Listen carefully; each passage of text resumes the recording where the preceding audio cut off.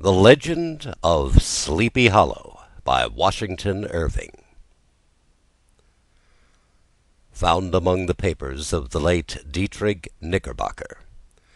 A pleasing land of drowsy head it was, of dreams that wave before the half-shut eye, and of gay castles in the clouds that pass, forever flushing round a summer sky. From Castle of Indolence. In the bosom of one of those spacious coves which indent the eastern shore of the Hudson, at that broad expansion of the river denominated by the ancient Dutch navigators the Tappan Zee, and where they always prudently shortened sail and implored the protection of St. Nicholas when they crossed, there lies a small market town or rural port, which by some is called Greensburg, but which is more generally and properly known by the name of Tarrytown.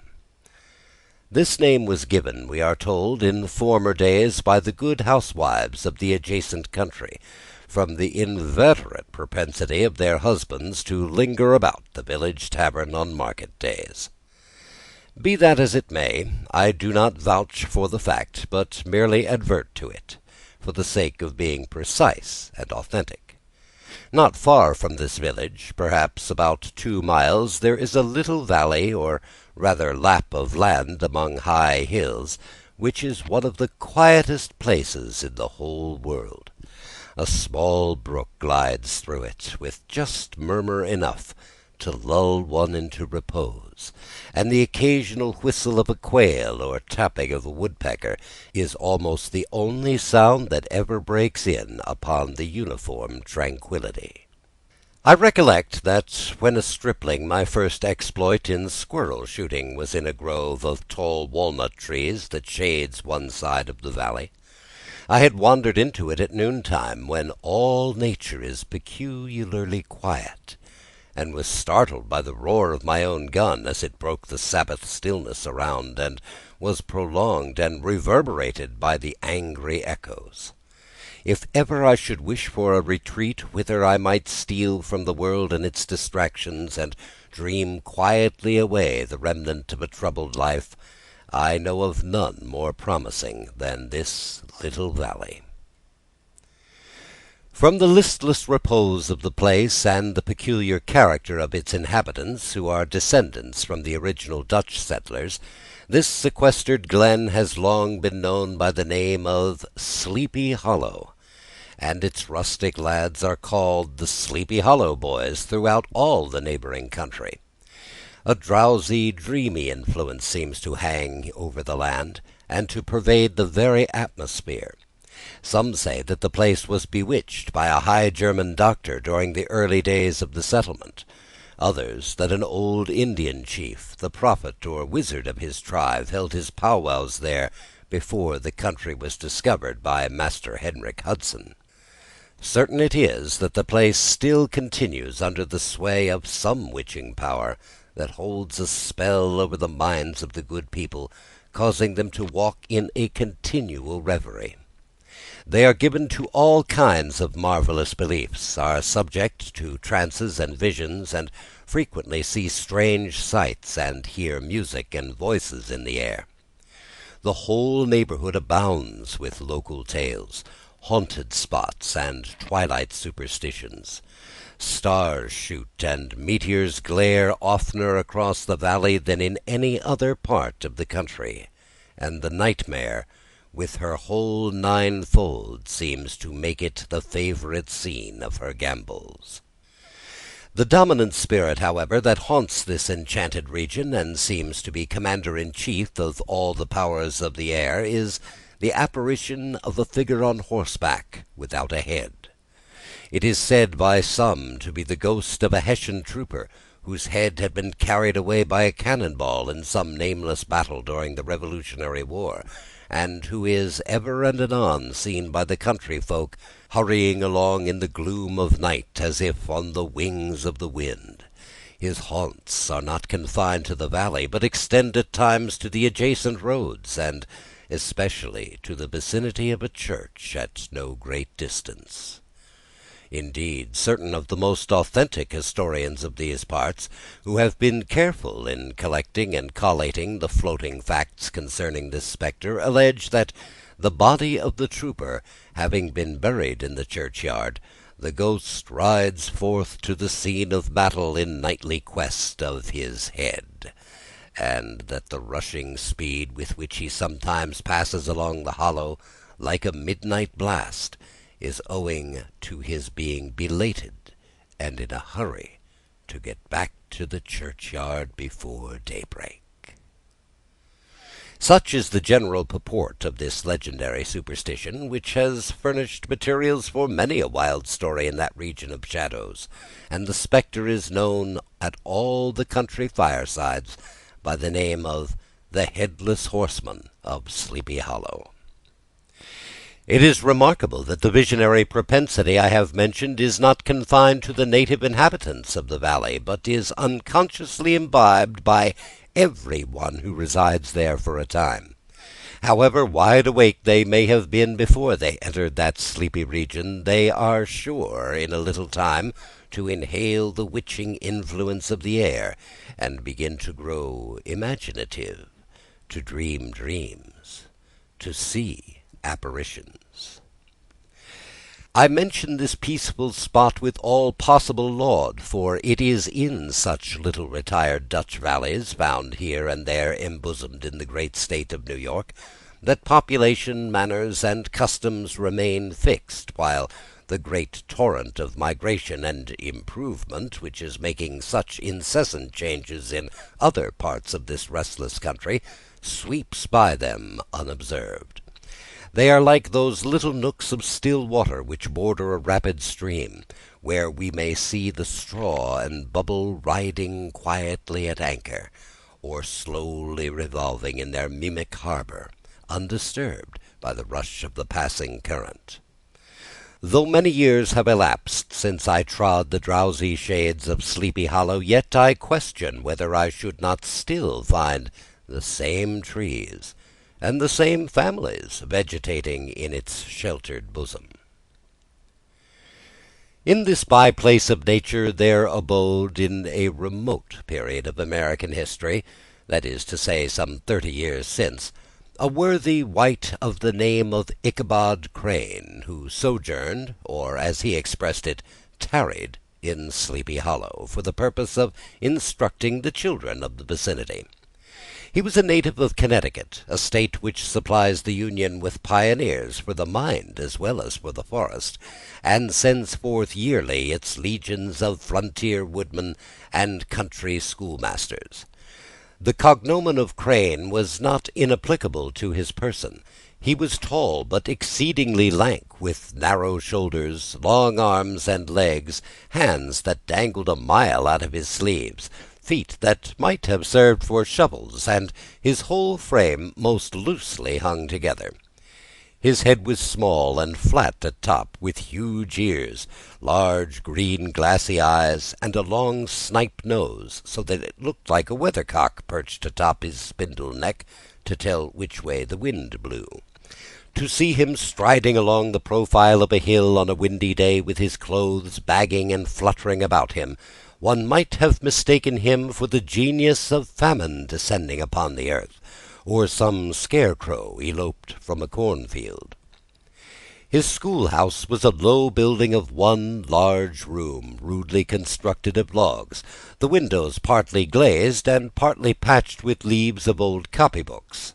It was most ingeniously secured at vacant hours by a withe twisted in the handle of the door, and stakes set against the window shutters, so that, though a thief might get in with perfect ease, he would find some embarrassment in getting out, an idea most probably borrowed by the architect Jost van Houten from the mystery of an eel-pot. The schoolhouse stood in a rather lonely but pleasant situation, just at the foot of a woody hill, with a brook running close by, and a formidable birch tree growing at one end of it.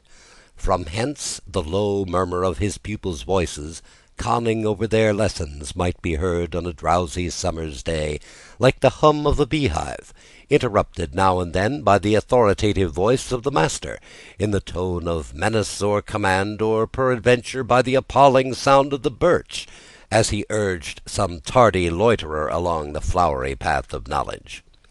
Truth to say, he was a conscientious man, and ever bore in mind the golden maxim, "Spare the rod and spoil the child." Ichabod Crane's scholars certainly were not spoiled. I would not have it imagined, however, that he was one of those cruel potentates of the school who joy in the smart of their subjects.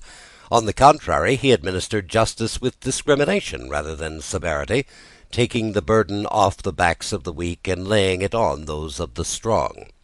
Your mere puny stripling, that winced at the least flourish of the rod, was passed by with indulgence, but the claims of justice were satisfied by inflicting a double portion on some little tough, wrong-headed, broad-skirted Dutch urchin, who sulked and swelled and grew dogged and sullen beneath the birch. All this he called doing his duty by their parents, and he never inflicted a chastisement without following it by the assurance, so consolatory to the smarting urchin, that he would remember it and thank him for it the longest day he had to live. When school hours were over, he was even the companion and playmate of the larger boys, and on holiday afternoons would convoy some of the smaller ones home, who happened to have pretty sisters, or good housewives for mothers, noted for the comforts of their cupboard. Indeed, it behooved him to keep on good terms with his pupils. The revenue arising from his school was small, and would have been scarcely sufficient to furnish him with daily bread, for he was a huge feeder, and though lank, he had the dilating powers of an anaconda. But to help out his maintenance, he was, according to country custom in those parts, boarded and lodged at the houses of the farmers whose children he instructed. With these he lived successively a week at a time, thus going the rounds of the neighbourhood, with all his worldly effects tied up in a cotton handkerchief. That all this might not be too onerous on the purses of his rustic patrons, who are apt to consider the costs of schooling a grievous burden, and schoolmasters as mere drones, he had various ways of rendering himself both useful and agreeable. He assisted the farmers occasionally in the lighter labours of their farms, helped to make hay, mended the fences, took the horses to water, drove the cows from pasture, and cut wood for the winter fire. He laid aside, too, all the dominant dignity and absolute sway with which he lorded it in his little empire, the school, and became wonderfully gentle and ingratiating.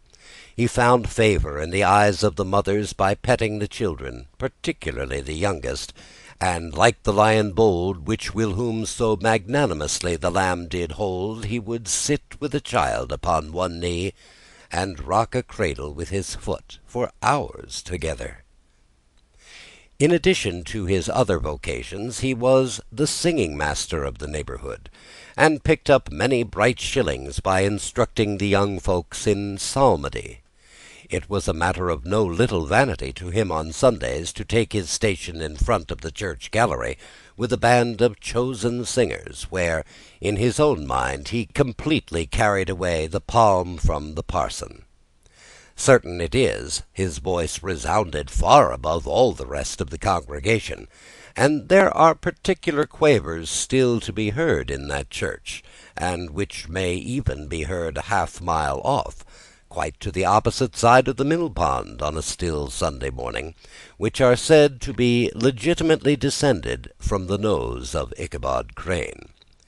Thus, by divers little makeshifts, and in that ingenious way which is commonly denominated by hook and by crook, the worthy pedagogue got on tolerably enough, and was thought by all who understood nothing of the labour of head-work to have a wonderfully easy life of it.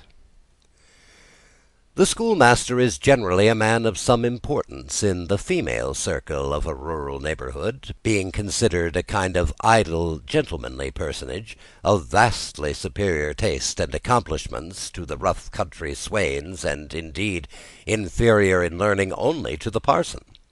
His appearance, therefore, is apt to occasion some little stir at the tea-table of a farmhouse, and the addition of a supernumerary dish of cakes or sweetmeats, or peradventure the parade of a silver teapot.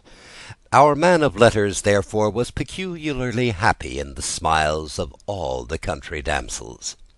How he would figure among them in the churchyard between services on Sundays, gathering grapes for them in the wild vines that overran the surrounding trees, reciting for their amusement all the epitaphs on the tombstones, or sauntering with a whole bevy of them along the banks of the adjacent mill-pond, while the more bashful country bumpkins hung sheepishly back, envying his superior elegance and address.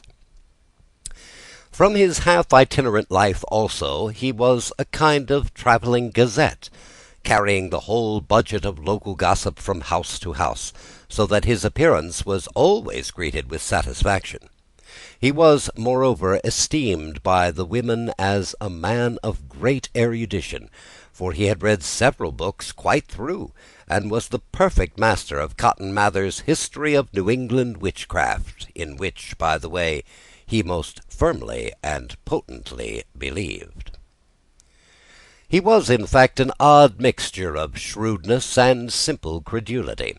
His appetite for the marvellous and his powers of digesting it were equally extraordinary, and both had been increased by his residence in this spell-bound region. No tale was too gross or monstrous for this capricious swallow. It was often his delight, after his school was dismissed in the afternoon, to stretch himself on the rich bed of clover bordering the little brook that whimpered by his schoolhouse, and there con over old Mather's direful tales, until the gathering dusk of evening made the printed page a mere mist before his eyes. Then, as he wended his way by swamp and stream and awful woodland to the farmhouse where he happened to be quartered, every sound of nature, at that witching hour, fluttered and excited imagination. The moan of the whippoorwill from the hillside, the boding cry of the tree-toad, that harbinger of storm, the dreary hooting of the screech-owl, or the sudden rustling in the thicket of birds frightened from their roost. The fireflies, too, which sparkled most vividly in the darkest place, now and then startled him, as one of uncommon brightness would stream across his path, and if, by chance, a huge blockhead of a beetle came winging his blundering flight against him, the poor varlet was ready to give up the ghost, with the idea that he was struck with a witch's token. His only resource on such occasions, either to drown thought or drive away evil spirits, was to sing psalm tunes, and the good people of Sleepy Hollow, as they sat by their doors of an evening, were often filled with awe at hearing his nasal melody, in linked sweetness long drawn out, floating from the distant hill or along the dusky road. Another of his sources of fearful pleasure was to pass long winter evenings with the old Dutch wives, as they sat spinning by the fire, with a row of apples roasting and spluttering along the hearth, and to listen to their marvellous tales of ghosts and goblins, and haunted fields, and haunted brooks, and haunted bridges, and haunted houses, and particularly of the headless horseman, or galloping Hessian of the Hollow, as they sometimes called him. He would delight them equally by his anecdotes of witchcraft, and of the direful omens and portentous sights and sounds in the air, which prevailed in the earlier times of Connecticut, and would frighten them woefully with speculations upon comets and shooting stars, and with the alarming fact that the world did absolutely turn around, and that they were half the time topsy-turvy. But if there were a pleasure in all this, while cuddling in the chimney-corner of a chamber that was all of a ruddy glow from the crackling wood fire, and where, of course, no spectre dared to show its face, it was dearly purchased by the terrors of his subsequent walk homeward. What fearful shapes and shadows beset this path, amid the dim and ghastly glare of a snowy night! With what wistful look did he eye every trembling ray of light streaming across the waste fields from some distant window! How often was he appalled by some shrub covered with snow, which, like a sheeted spectre, beset his very path! How often did he shrink with curdling awe at the sound of his own steps on the frosty crust beneath his feet, and dread to look over his shoulder, lest he should behold some uncouth being tramping close behind him! And how often was he thrown into complete dismay by some rushing blast, howling among the trees, in the idea that it was the galloping Hessian of one of his nightly scourings. All these, however, were mere terrors of the night, phantoms of the mind that walk in darkness; and though he had seen many spectres in his time, and had been more than once beset by Satan in divers shapes in his lonely perambulations, yet daylight put an end to all these evils, and he would have passed a pleasant life of it, in spite of the devil and all his works, if his path had not been crossed by a being that causes more perplexity to mortal man than ghosts, goblins, and the whole race of witches put together, and that was a woman. Among the musical disciples who assembled one evening each week to receive his instructions in psalmody was Katrina van Tassel, the daughter and only child of a substantial Dutch farmer. She was a blooming lass of fresh 18, plump as a partridge, ripe and melting, and rosy-cheeked as one of her father's peaches, and universally famed, not merely for her beauty, but her vast expectations. She was withal a little of a coquette, as might be perceived even in her dress, which was a mixture of ancient and modern fashions, as most suited to set off her charms. She wore the ornaments of pure yellow gold which her great-great-grandmother had brought over from Saardam, the tempting stomacher of the olden time, and withal a provokingly short petticoat, to display the prettiest foot and ankle in the country round. Ichabod Crane had a soft and foolish heart towards the sex, and it is not to be wondered that so tempting a morsel soon found favour in his eyes, more especially after he had visited her in her paternal mansion. Old Baltus van Tassel was a perfect picture of a thriving, contented, liberal-hearted farmer. He seldom, it is true, sent either his eyes or his thoughts beyond the boundaries of his own farm, but within those everything was snug, happy, and well-conditioned. He was satisfied with his wealth, but not proud of it, and piqued himself upon the hearty abundance rather than the style in which he lived. His stronghold was situated on the banks of the Hudson, in one of those green, sheltered, fertile nooks in which the Dutch farmers are so fond of nestling. A great elm tree had spread its broad branches over it, at the foot of which bubbled up a spring of the softest and sweetest water in a little well formed of a barrel, and then stole sparkling away through the grass to a neighbouring brook that babbled among the alders and dwarf willows. Hard by the farmhouse was a vast barn that might have served for a church, every window and crevice of which seemed bursting forth with the treasures of the farm. The flail was busily resounding within it from morning till night. Swallows and martins skimmed twittering about the eaves, and rows of pigeons, some with one eye turned up as if watching the weather, some with their heads under their wings or buried in their bosoms, and others swelling and cooing and bowing about their dames, were enjoying the sunshine on the roof. Sleek, unwieldy porkers were grunting in the repose and abundance of their pens, from which sallied forth now and then troops of sucking pigs, as if to snuff the air. A stately squadron of snowy geese were riding in an adjoining pond, convoying whole fleets of ducks, Regiments of turkeys were gobbling through the farmyard, and guinea fowls fretting about it, like ill-tempered housewives with their peevish, discontented cry. Before the barn door strutted the gallant cock, that pattern of a husband, a warrior, and a fine gentleman, clapping his burnished wings and crowing in the pride and gladness of his heart, sometimes tearing up the earth with his feet, and then generously calling his ever-hungry family of wives and children to enjoy the rich morsel which he had discovered. The pedagogue's mouth watered as he looked upon this sumptuous promise of luxurious winter fare.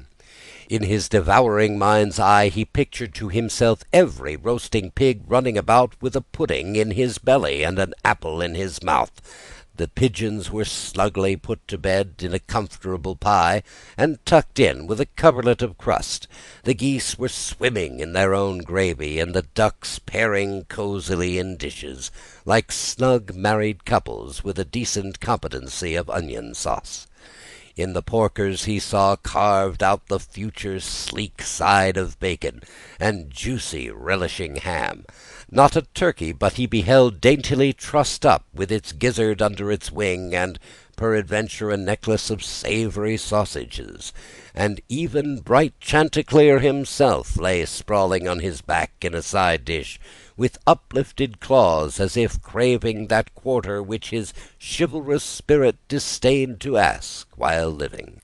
As the enraptured Ichabod fancied all this, and as he rolled his great green eyes over the fat meadow lands, the rich fields of wheat, of rye, of buckwheat, and Indian corn, and the orchards burdened with ruddy fruit, which surrounded the warm tenement of Van Tassel, his heart yearned after the damsel who was to inherit these domains, and his imagination expanded with the idea how they might be readily turned into cash, and the money invested in immense tracts of wild land and shingle palaces in the wilderness.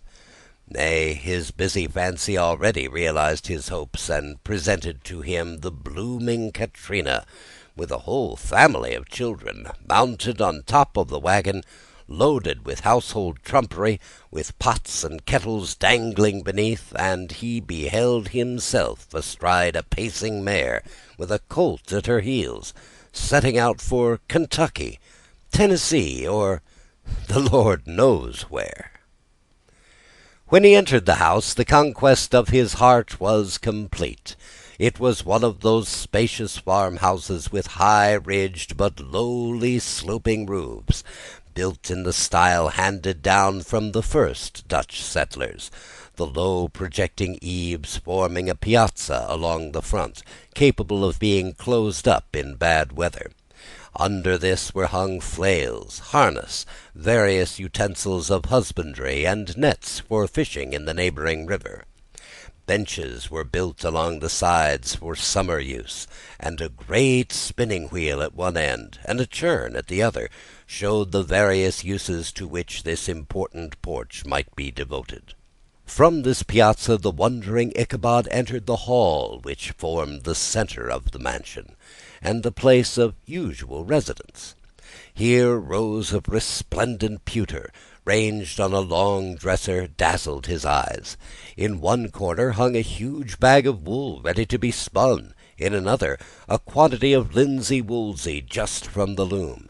Ears of Indian corn and strings of dried apples and peaches hung in gay festoons along the walls, mingled with the gaud of red peppers, and a door, left ajar, gave him a peep into the best parlour, where the claw-footed chairs and dark mahogany tables shone like mirrors.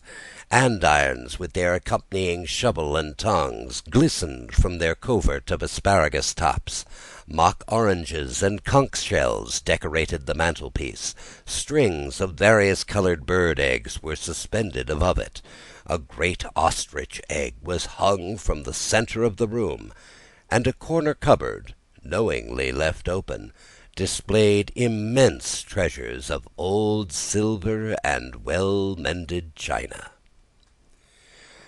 From the moment Ichabod laid his eyes upon these regions of delight, the peace of his mind was at an end, and his only study was how to gain the affections of the peerless daughter of Van Tassel. In this enterprise, however, he had more real difficulties than generally fell to the lot of a knight-errant of yore, who seldom had anything but giants, enchanters, fiery dragons, and such like easily conquered adversaries to contend with, and had to make his way merely through gates of iron and brass, and walls of adamant, to the castle keep, where the lady of his heart was confined. All of which he achieved as easily as a man would carve his way to the centre of a Christmas pie, and then the lady gave him her hand as a matter of course. Ichabod, on the contrary, had to win his way to the heart of a country coquette, beset with a labyrinth of whims and caprices, which were for ever presenting new difficulties and impediments, and he had to encounter a host of fearful adversaries of real flesh and blood, the numerous rustic admirers who beset every portal to her heart, keeping a watchful and angry eye upon each other, but ready to fly out in common cause against any new competitor. Among these, the most formidable was a burly, roaring, roystering blade of the name of Abraham, or, according to the Dutch abbreviation, Brom van Brunt, the hero of the country round, which ranged with his feats of strength and hardihood. He was broad-shouldered and double-jointed, with short, curly black hair, and a bluff but not unpleasant countenance, having a mingled air of fun and arrogance.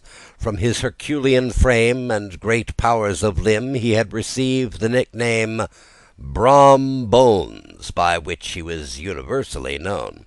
He was famed for great knowledge and skill in horsemanship, being as dexterous on horseback as a Tartar. He was foremost at all races and cockfights, and with the ascendancy which bodily strength always acquires in rustic life, he was the umpire in all disputes, setting his hat on one side, and giving his decisions with an air and tone that admitted to no gainsay or appeal. He was always ready for either a fight or a frolic, but had more mischief than ill will in his composition, and with all his overbearing roughness there was a strong dash of waggish good humour at bottom.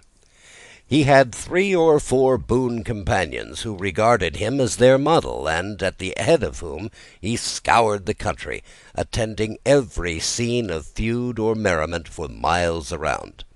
In cold weather he was distinguished by a fur cap, surmounted with a flaunting fox's tail, and when the folks at a country gathering descried this well-known crest at a distance, whisking about among the squad of hard riders, they always stood by for a squall.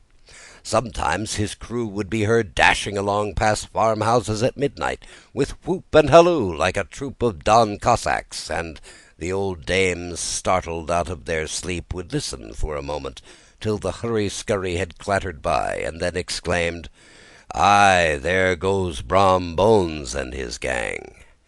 The neighbours looked upon him with a mixture of awe, admiration, and goodwill, and when any madcap prank or rustic brawl occurred in the vicinity, they always shook their heads, and warranted Brom Bones was at the bottom of it. This rantipole hero had for some time singled out the blooming Katrina for the object of his uncouth gallantries, and though his amorous toyings were something like the gentle caresses and endearments of a bear, yet it was whispered that she did not altogether discourage his hopes. Certain it is, his advances were signals for rival candidates to retire, who felt no inclination to cross a lion in his amours, insomuch that when his horse was seen tied to Van Tassel's paling on a Sunday night, a sure sign that his master was courting, or, as it is termed, sparking, within, all other suitors passed by in despair, and carried the war to other quarters. Such was the formidable rival with whom Ichabod Crane had to contend, and, considering all things, a stouter man than he would have shrunk from the competition, and a wiser man would have despaired. He had, however, a happy mixture of pliability and perseverance in his nature. He was in form and spirit like a supple jack, yielding but tough. Though he bent, he never broke, and though he bowed beneath the slightest pressure, yet, the moment it was away, jerk, he was erect, and carried his head as high as ever. To have taken the field openly against his rival would have been madness, for he was not a man to be thwarted in his amours any more than that stormy lover Achilles. Ichabod therefore made his advances in a quiet and gently insinuating manner. Under cover of his character of singing master, he made frequent visits at the farmhouse. Not that he had anything to apprehend from the meddlesome interference of parents, which is so often a stumbling block in the path of lovers. Balt Van Tassel was an easy, indulgent soul. He loved his daughter better than his pipe, and, like a reasonable man and an excellent father, let her have her way in everything. His notable little wife, too, had enough to do to attend to her housekeeping and manage her poultry, for, as she sagely observed, ducks and geese are foolish things, and must be looked after, but girls can take care of themselves. Thus, while the busy dame bustled about the house, or plied her spinning-wheel at the one end of the piazza, honest Balt would sit smoking his pipe at the other, watching the achievements of a little wooden warrior who, armed with a sword in each hand, was most valiantly fighting in the wind in the pinnacle of the barn. In the meantime, Ichabod would carry on his suit with the daughter by the side of the spring under the great elm, or sauntering along in the twilight, that hour so favourable to the lover's eloquence. I profess not to know how women's hearts are wooed and won. To me they have always been matters of riddle and admiration. Some seem to have but one vulnerable point or door of access, while others have 1,000 avenues, and may be captured in 1,000 different ways. It is a great triumph of skill to gain the former, but a still greater proof of generalship to maintain possession of the latter. For a man must battle for his fortress at every door and window. He who wins 1,000 common hearts is therefore entitled to some renown, but he who keeps undisputed sway over the heart of a coquette is indeed a hero.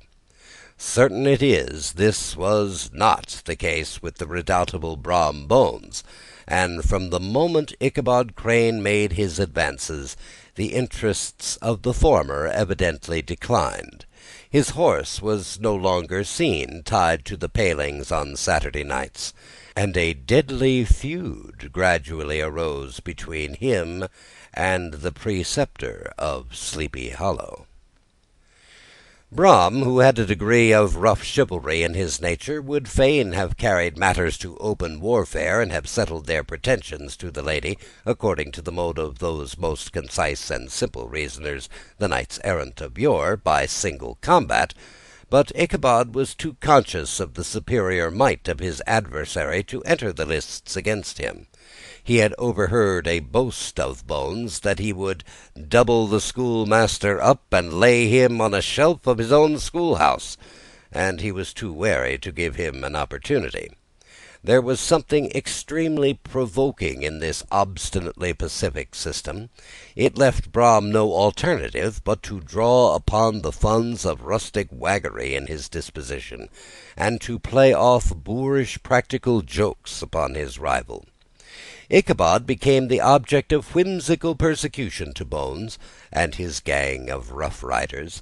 They harried his hitherto peaceful domains, smoked out the singing school by stopping up the chimney, broke into the schoolhouse at night in spite of its formidable fastenings of withen window stakes, and turned everything topsy-turvy, so that the poor schoolmaster began to think all the witches in the country held their meetings there.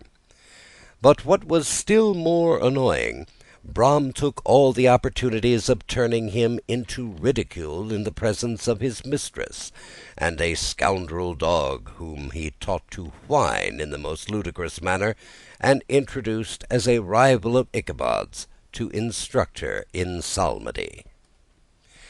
In this way matters went on for some time, without producing any material effect on the relative situations of the contending powers. On a fine autumnal afternoon, Ichabod, in pensive mood, sat enthroned on the lofty stool from whence he usually watched all the concerns of his little literary realm. In his hand he swayed a ferule, that sceptre of despotic power. The birch of justice reposed on 3 nails behind the throne, a constant terror to evildoers, while on the desk before him might be seen sundry contraband articles and prohibited weapons detected upon the persons of idle urchins, such as half-munched apples, pop-guns, whirligigs, fly-cages, and whole legions of rampant little paper gamecocks. Apparently there had been some appalling act of justice recently inflicted, for his scholars were all busily intent upon their books, or slyly whispering behind them, with one eye kept on the master, and a kind of buzzing stillness reigned throughout the schoolroom. It was suddenly interrupted by the appearance of a negro in a tow-cloth jacket and trousers, a round-crowned fragment of a hat like the cap of Mercury, and mounted on the back of a ragged, wild, half-broken colt, which he managed with a rope by way of a halter.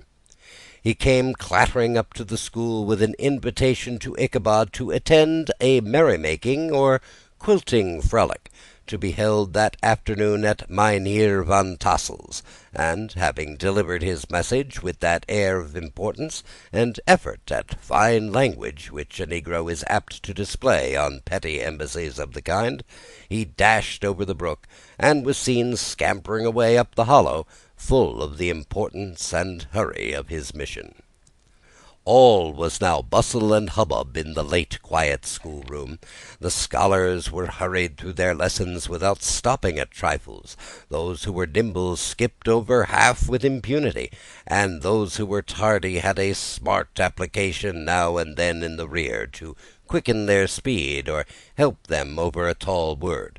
Books were flung aside without being put away on the shelves. Inkstands were overturned, benches thrown down, and the whole school was turned loose, an hour before the usual time, bursting forth like a legion of young imps, yelping and racketing about the green in joy at their early emancipation. The gallant Ichabod now spent at least an extra half-hour at his toilet, brushing and furbishing up his best, and indeed only, suit of rusty black, and arranging his locks by a bit of broken looking-glass that hung up in the schoolhouse.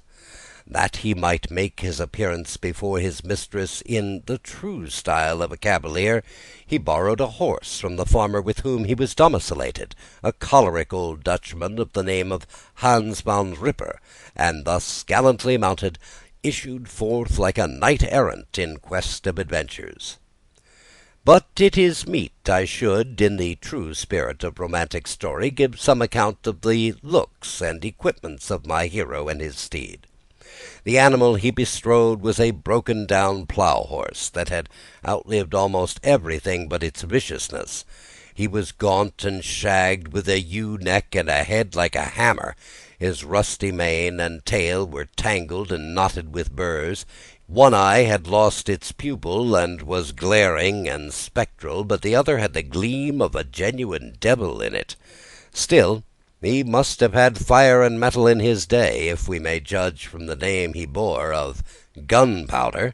He had, in fact, been a favourite steed of his master's, the choleric Van Ripper, who was a furious rider, and had infused, very probably, some of his own spirit into the animal, for, old and broken down as he looked, there was more of the lurking devil in him than in any young filly in the country. Ichabod was a suitable figure for such a steed. He rode with short stirrups, which brought his knees nearly up to the pommel of his saddle. His sharp elbows stuck out like grasshoppers. He carried his whip perpendicularly in his hand like a sceptre, and as his horse jogged on, the motion of his arms was not unlike the flapping of a pair of wings. A small wool hat rested at the top of his nose, for so his scanty strip of forehead might be called, and the skirts of his black coat fluttered out almost to the horse's tail. Such was the appearance of Ichabod and his steed as they shambled out of the gate of Hans Van Ripper, and it was altogether such an apparition as is seldom to be met with in broad daylight. It was, as I have said, a fine autumnal day. The sky was very clear and serene, and nature wore that rich and golden livery which we always associate with the idea of abundance. The forests had put on their sober brown and yellow, while some trees of the tenderer kind had been nipped by the frosts into brilliant dyes of orange, purple, and scarlet. Streaming files of wild ducks began to make their appearance high in the air. The bark of the squirrel might be heard from the groves of beech and hickory nuts, and the pensive whistle of the quail at intervals from the neighbouring stubble field. The small birds were taking their farewell banquets. In the fullness of their revelry they fluttered, chirping and frolicking from bush to bush and tree to tree, capricious from the very profusion and variety around them. There was the honest cock-robin, the favourite game of stripling sportsmen, with its loud, querulous note, and the twittering blackbirds, flying in sable clouds, and the golden-winged woodpecker with his crimson crest, his broad black gorget and splendid plumage, and the cedar-bird with its red-tipped wings and yellow-tipped tail and its little Montero cap of feathers, and the blue-jay, that noisy coxcomb, in his gay light-blue coat and white underclothes, screaming and chattering, nodding and bobbing and bowing, and pretending to be on good terms with every songster of the grove. As Ichabod jogged slowly on his way, his eye, ever open to every symptom of culinary abundance, ranged with delight over the treasures of jolly autumn. On all sides he beheld vast store of apples, some hanging in oppressive opulence on the trees, some gathered into baskets and barrels for the market, others heaped up in rich piles for the cider press. Farther on he beheld great fields of Indian corn, with its golden ears peeping from their leafy coverts, and holding out the promise of cakes and hasty pudding, and the yellow pumpkins lying beneath them, turning up their fair round bellies to the sun, and giving ample prospects of the most luxurious of pies. And anon he passed the fragrant buckwheat fields, breathing the odour of the beehive, and as he beheld them, soft anticipations stole over his mind of dainty slapjacks, well buttered and garnished with honey or treacle by the delicate little dimpled hand of Katerina Van Tassel.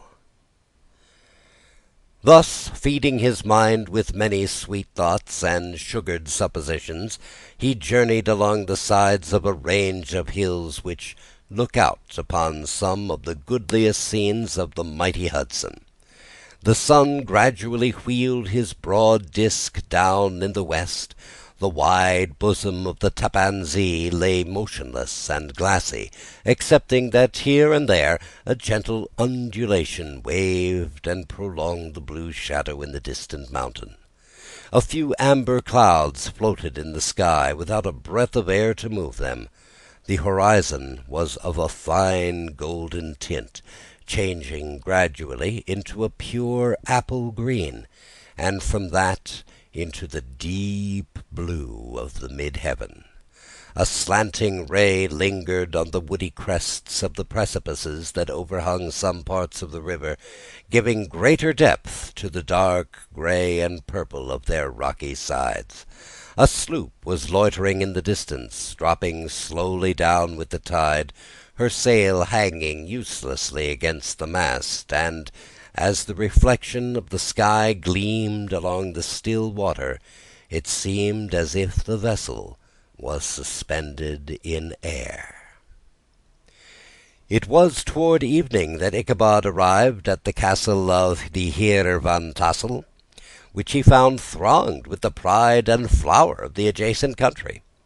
Old farmers, a spare, leathern-faced race, in homespun coats and breeches, blue stockings, huge shoes, and magnificent pewter buckles. Their brisk, withered little dames in close-crimped caps, long-waisted short gowns, homespun petticoats with scissors and pincushions, and gay calico pockets hanging on the outside, buxom lasses almost as antiquated as their mothers, excepting where a straw hat, a fine ribbon, or perhaps a white frock gave symptoms of city innovation. The sons in short, square-skirted coats, with rows of stupendous brass buttons, and their hair generally queued in the fashion of the times, especially if they could procure an eel skin for the purpose, it being esteemed throughout the country as a potent nourisher and strengthener of the hair.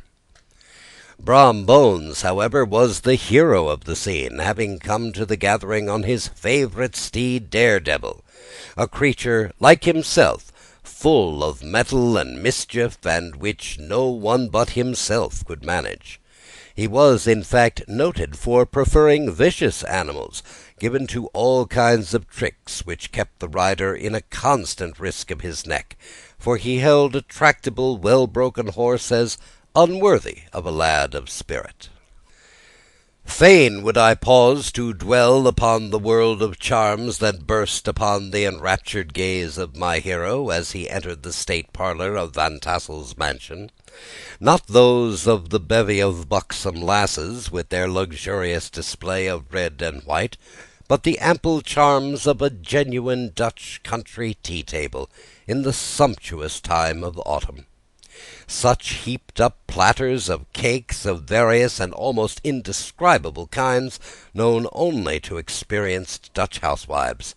There was the doughty doughnut, the tender olie koek, and the crisp and crumbling cruller, sweet cakes and short cakes, ginger cakes and honey cakes, and the whole family of cakes. And then there were apple pies, and peach pies, and pumpkin pies, and besides slices of ham and smoked beef, and moreover delectable dishes of preserved plums, and peaches, and pears, and quinces, not to mention broiled shad and roasted chickens, together with bowls of milk and cream, all mingled higgledy-piggledy, pretty much as I have enumerated them, with the motherly teapot sending up its clouds of vapour from the mist. Heaven bless the mark! I want breath and time to discuss this banquet as it deserves, and am too eager to get on with my story. Happily, Ichabod Crane was not in so great a hurry as his historian, but did ample justice to every dainty. He was a kind and thankful creature, whose heart dilated in proportion as his skin was filled with good cheer, and whose spirits rose with eating, as some men's do with drink. He would not help, too, rolling his large eyes about him as he ate, and chuckling with the possibility that he might one day be lord of all this scene of almost unimaginable luxury and splendour. Then he thought how soon he'd turn his back upon the old schoolhouse, snap his fingers in the face of Hans Van Ripper and every other niggardly patron, and kick any itinerant pedagogue out the doors that he should dare to call him comrade. Old Baltus Van Tassel moved about among his guests with a face dilated with content and good humour, round and jolly as the harvest moon. His hospitable attentions were brief but expressive, being confined to a shake of the hand, a slap on the shoulder, a loud laugh, and a pressing invitation to fall to and help themselves. And now the sound of the music from the common room or hall summoned to the dance. The musician was an old grey-headed negro, who had been the itinerant orchestra of the neighbourhood for more than half a century. His instrument was old and battered as himself, The greater part of the time he scraped on 2 or 3 strings, accompanying every movement of the bow with a motion of his head, bowing almost to the ground, and stamping with his foot whenever a fresh couple were to start. Ichabod prided himself upon his dancing as much as upon his vocal powers. Not a limb, not a fibre about him was idle, and to have seen his loosely hung frame in full motion and clattering about the room, you would have thought St. Vitus himself, that blessed patron of the dance, was figuring before you in person. He was the admiration of all the negroes, who, having gathered of all ages and sizes from the farm and the neighborhood, stood forming a pyramid of shining black faces at every door and window, gazing with delight at the scene, rolling their white eyeballs, and showing grinning rows of ivory from ear to ear. How could the flogger of urchins be otherwise than animated and joyous? The lady of his heart was his partner in the dance, and smiling graciously in reply to all his amorous oglings, while Brom Bones, sorely smitten with love and jealousy, sat brooding by himself in the corner. When the dance was at an end, Ichabod was attracted to a knot of the sager folks, who, with old Van Tassel, sat smoking at one end of the piazza, gossiping over former times, and drawing out the long stories about the war. This neighborhood, at the time of which I am speaking, was one of those highly favored places which abound with chronicle and great men. The British and American line had run near it during the war, and it had, therefore, been the scene of marauding, and infested with refugees, cowboys, and all kinds of border chivalry.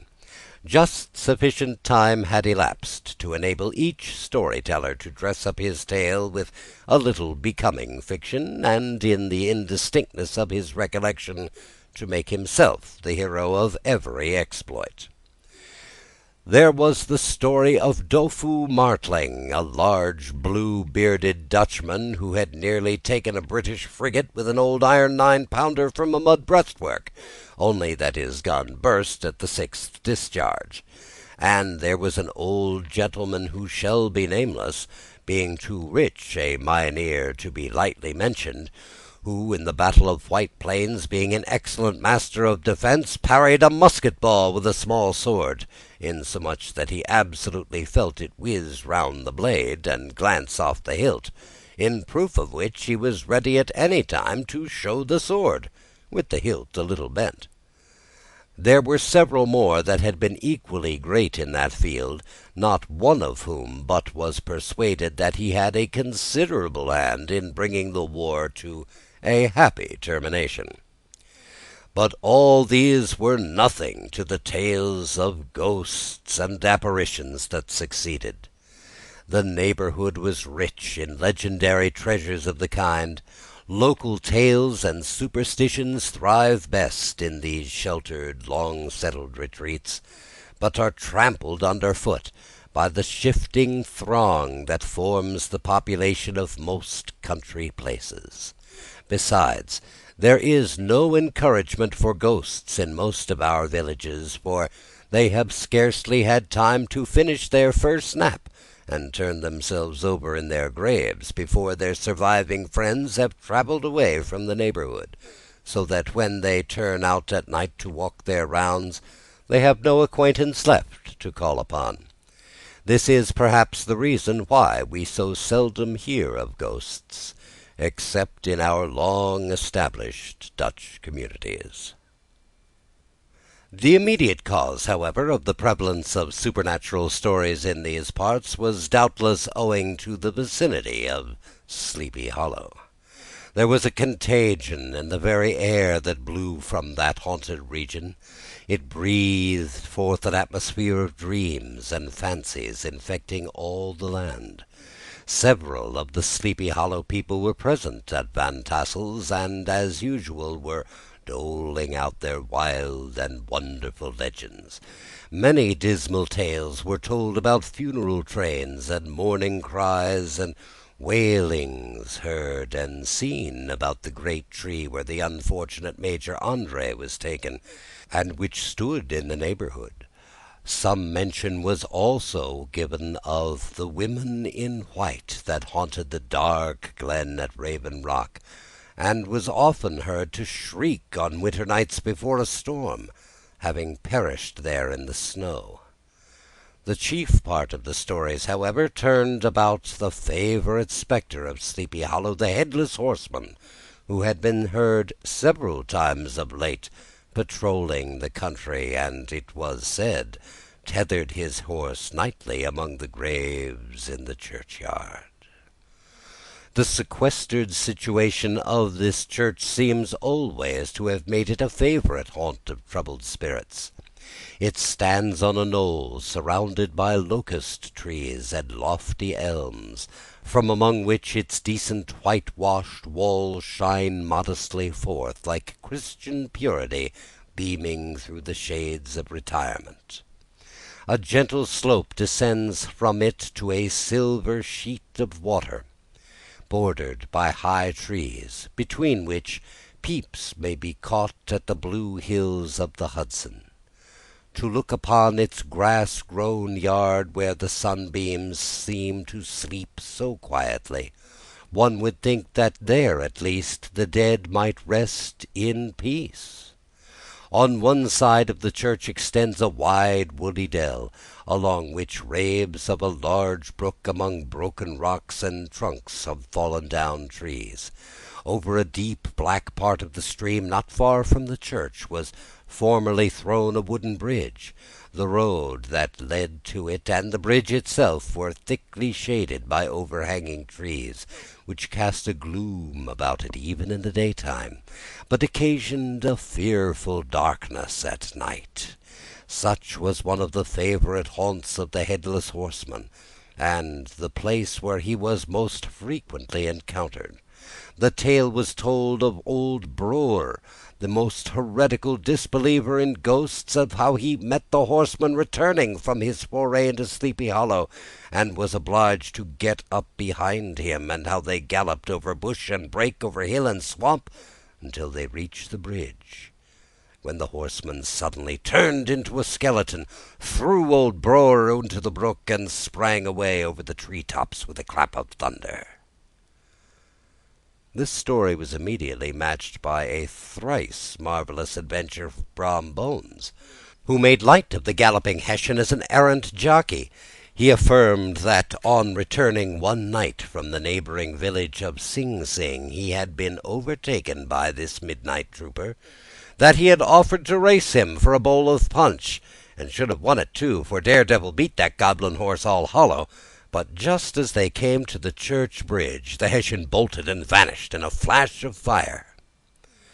All these tales, told in that drowsy undertone with which men talk in the dark, the countenances of the listeners only now and then receiving a casual gleam from the glare of a pipe, sank deep in the mind of Ichabod.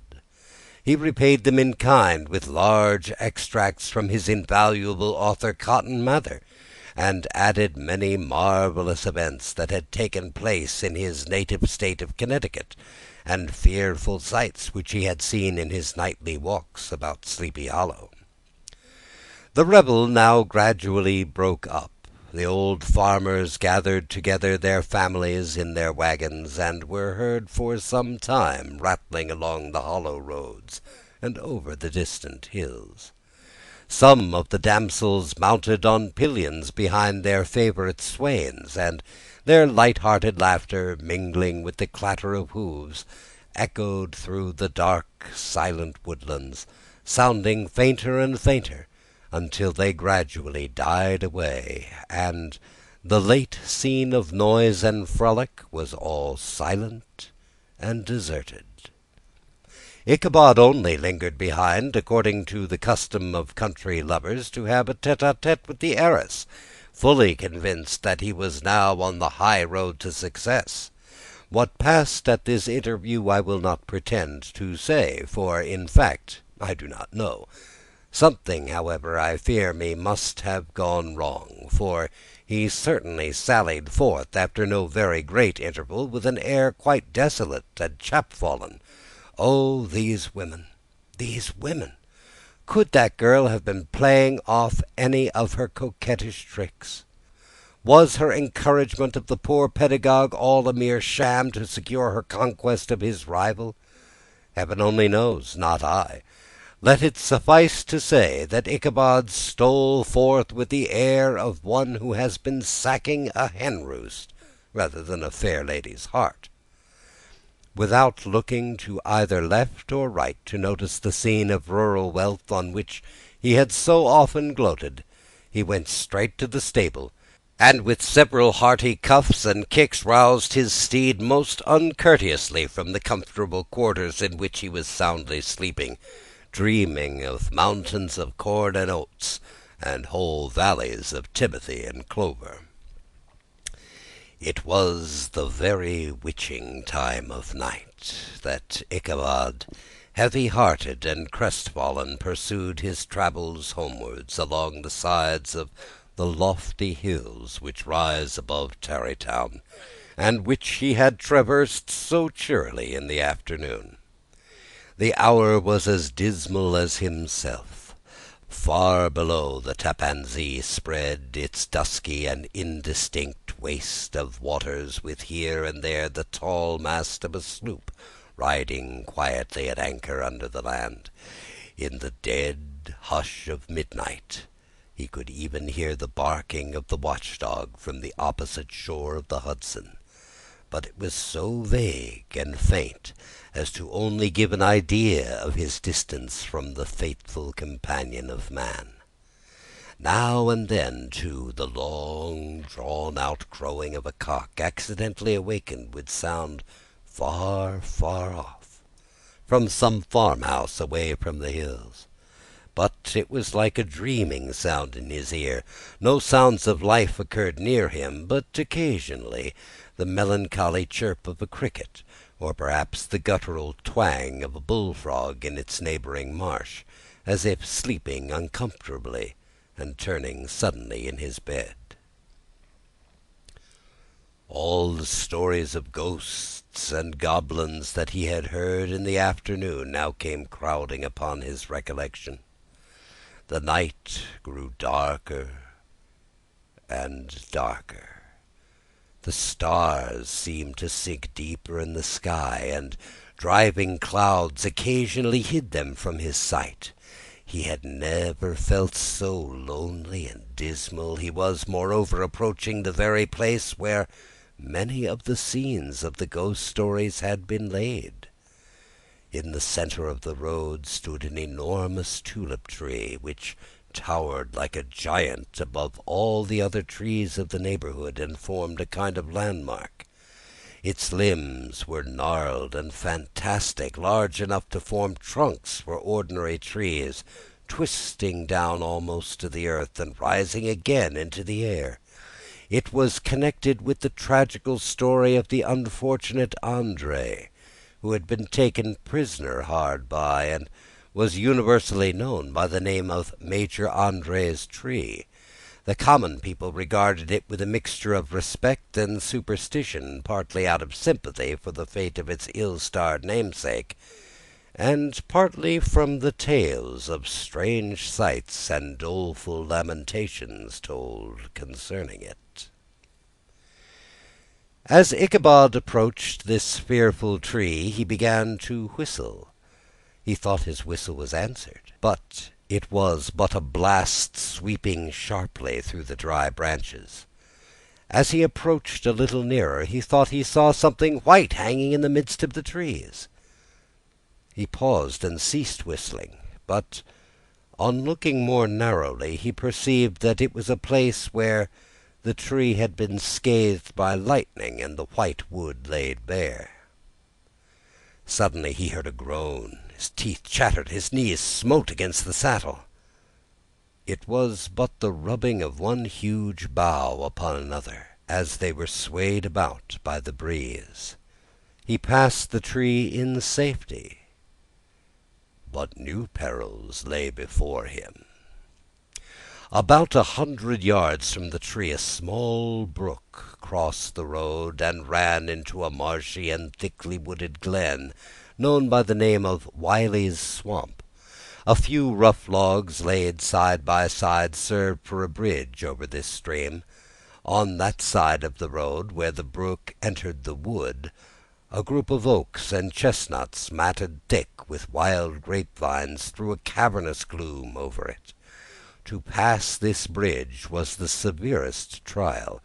It was at this identical spot that the unfortunate Andre was captured, and under the covert of these chestnuts and vines were the sturdy yeomen concealed who surprised him. This has ever been considered a haunted stream, and fearful are the feelings of the schoolboy who has to pass it alone after dark. As he approached the stream, his heart began to thump.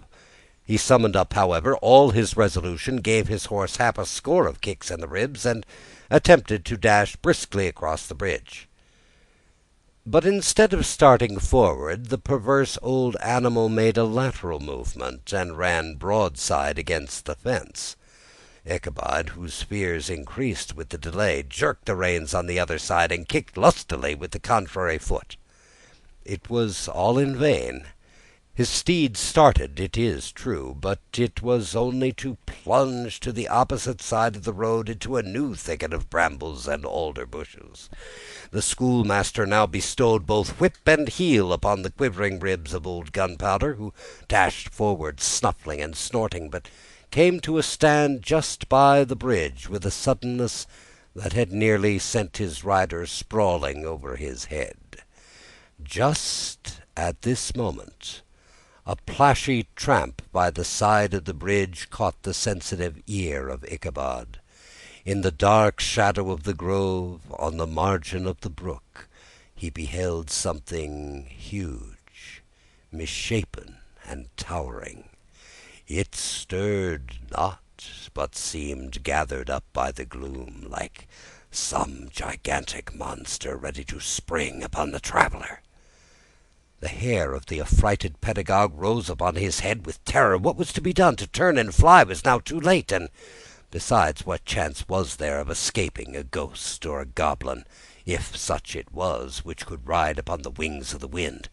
Summoning up, therefore, a show of courage, he demanded in stammering accents, "Who are you?" He received no reply. He repeated his demand in a still more agitated voice. Still there was no answer. Once more he cudgelled the sides of the inflexible Gunpowder, and, shutting his eyes, broke forth with involuntary fervour into a psalm tune. Just then the shadowy object of alarm put itself in motion, and with a scramble and a bound stood at once in the middle of the road. Though the night was dark and dismal, yet the form of the unknown might now in some degree be ascertained. He appeared to be a horseman of large dimensions, and mounted on a black horse of powerful frame. He made no offer of molestation or sociability, but came aloof on one side of the road, jogging along on the blind side of old Gunpowder, who had now got over his fright and waywardness. Ichabod, who had no relish for this strange midnight companion, and bethought himself of the adventure of Brom Bones with the galloping Hessian, now quickened his steed in hopes of leaving him behind.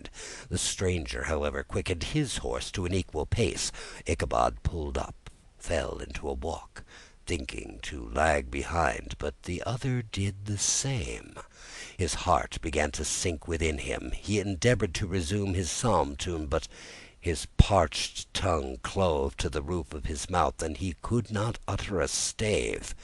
There was something in the moody and dogged silence of this portentous companion that was mysterious and appalling. It was soon fearfully accounted for. On mounting a rising ground which brought the figure of his fellow traveller in relief against the sky, gigantic in height and muffled in a cloak, Ichabod was horror-struck on perceiving that he was headless. But his horror was still more increased on observing that the head, which should have rested on his shoulders, was carried before him on the pommel of his saddle. His terror rose to desperation. He rained a shower of kicks and blows upon Gunpowder, hoping by sudden movement to give his companion the slip. But the spectre started full jump with him. Away then they dashed through the thick and thin, stones flying, sparks flashing at every bound.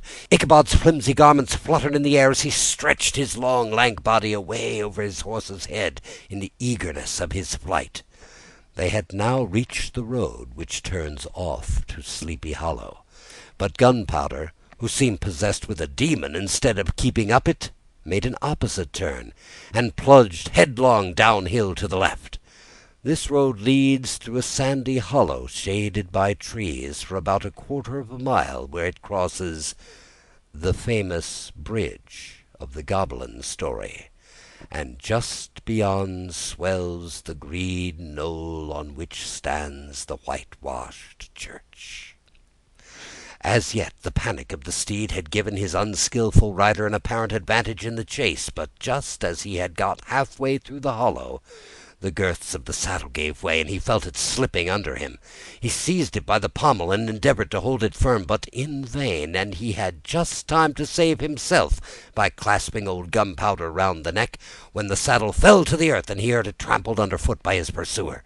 For a moment the terror of Hans Van Ripper's wrath passed across his mind, for it was his Sunday saddle. But this was no time for petty fears. The goblin was hard on his haunches, and, unskilful rider that he was, he had much ado to maintain his seat, sometimes slipping on one side, and sometimes on another, and sometimes jolted on the high ridge of his horse's backbone with a violence that he verily feared would cleave him asunder. An opening in the trees now cheered him with the hopes that the church bridge was at hand. The wavering reflection of a silver star in the bosom of the brook told him he was not mistaken. He saw the walls of the church dimly glaring under the trees beyond. He recollected the place where Brom Bones's ghostly competitor has disappeared. "If I can but reach that bridge," thought Ichabod, "I am safe." Just then he heard the black steed panting and blowing close behind him, and even fancied that he felt its hot breath. Another convulsive kick in the ribs, and old Gunpowder sprang upon the bridge. He thundered over the resounding planks. He gained the opposite side, and now Ichabod cast a look behind to see if his pursuer should vanish according to rule in a flash of fire and brimstone. Just then he saw the goblin rising in his stirrups, and in the very act of hurling his head at him. Ichabod endeavored to dodge the horrible missile, but too late. It encountered his cranium with a tremendous crash. He was tumbled headlong into the dust, and Gunpowder, the black steed, and the goblin rider all passed by like a whirlwind. The next morning the old horse was found without his saddle, and with the bridle under his feet, soberly cropping the grass at his master's gate. Ichabod did not make his appearance at breakfast. Dinner hour came, but no Ichabod. The boys assembled at the schoolhouse and strolled idly about the banks of the brook, but no schoolmaster. Hans Van Ripper began to feel some uneasiness about the fate of poor Ichabod and his saddle. An inquiry was set afoot, and after diligent investigation they came upon his traces. In one part of the road leading to the church he found the saddle trampled in the dirt. The tracks of horses' hoofs deeply dented the road, and evidently at furious speed were traced to the bridge, beyond which, on the bank of a broad part of the brook, where the water ran deep and black, was found the hat of the unfortunate Ichabod, and close beside it a shattered pumpkin. The brook was searched, but the body of the schoolmaster was not to be discovered. Hans Van Ripper, as executor of his estate, examined the bundle which contained all his worldly effects. They consisted of 2 shirts and a half, 2 socks for the neck, a pair of 2 worsted stockings, an old pair of corduroy small clothes, a rusty razor, a book of psalm tunes full of dog-ears, and a broken pitch-pipe. As to the books and furniture of the schoolhouse, they belonged to the community, excepting Cotton Mather's History of Witchcraft, a New England almanac, and a book of dreams and fortune-telling, in which last was a sheet of foolscap, much scribbled and blotted in several fruitless attempts to make a copy of verses in honour of the heiress of Van Tassel. These magic books and the poetic scrawl were forthwith consigned to the flames by Hans van Ripper, who from that time forward determined to send his children no more to school, observing that he never knew any good came of that same reading and writing. Whatever money the schoolmaster possessed, and he had received his quarter's pay but a day or two before, he must have had about his person at the time of his disappearance. The mysterious event caused much speculation at the church on the following Sunday. Knots of gazers and gossips were collected in the churchyard, at the bridge, and at the spot where the hat and pumpkin had been found. The stories of Broer, of Bones, and of a whole budget of others were called to mind, and when they had diligently considered them all, and compared them with the symptoms of the present case, they shook their heads and came to the conclusion that Ichabod had been carried off by the galloping Hessian. As he was a bachelor and in nobody's debt, nobody troubled his head any more about him, and the school was removed to a different quarter of the hollow, and another pedagogue reigned in his stead.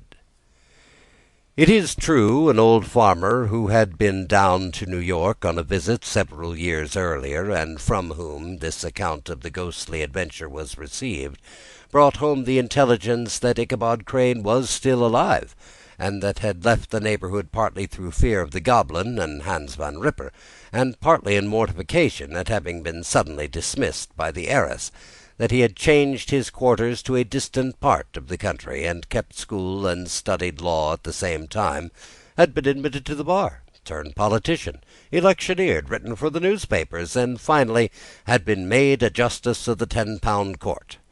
Brom Bones, too, who, shortly after his rival's disappearance, conducted the blooming Katrina in triumph to the altar, was observed to look exceedingly knowing whenever the story of Ichabod was related, and always burst into a hearty laugh at the mention of the pumpkin, which led some to suspect that he knew more about the matter than he chose to tell. The old country wives, however, who were the best judges of these matters, maintain to this day that Ichabod was spirited away by supernatural means, and it is a favourite story often told about the neighbourhood round the winter evening fire. The bridge became more than ever an object of superstitious awe, and that may be the reason why the road has been altered of late years, so as to approach the church by the border of the mill-pond.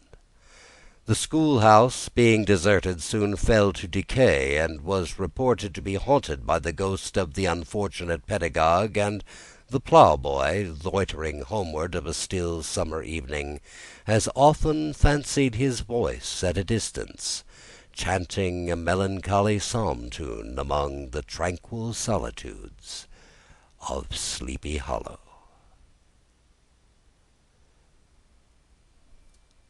And so ends the legend of Sleepy Hollow by Washington Irving.